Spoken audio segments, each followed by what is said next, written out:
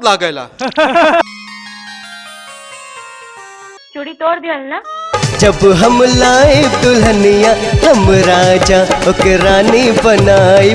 ठाकुर साहब बहुत खतरनाक हैं। काट डली है तोहका। आखिरी मौका दोहरा के देते ही। रामा हो चाहे जग छूट जाए चाहे सांस टूट जाए कबहू न टूटे रामाई हमार साथ हो। एकरा खातिर त हमहिन काफी हैं। यहाँ कोनो कानून का व्यवस्था बा का?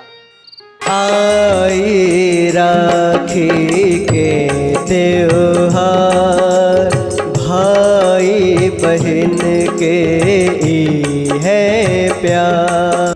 ये तू का कहत हो गौरी?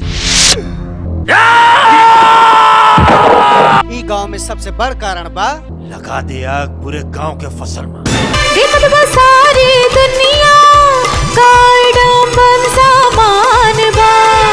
अगर हिलाई दे अपन लहंगा पर जाए सबके ही बड़ा महंगा। जरूर कौनो बात है जो तुम हमसे छुपा।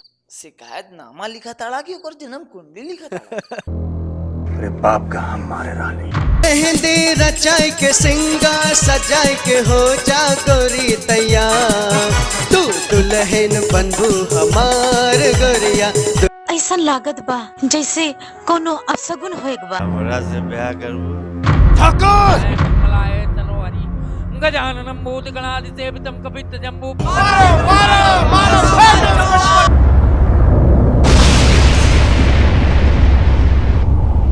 गौआ में आई बहार।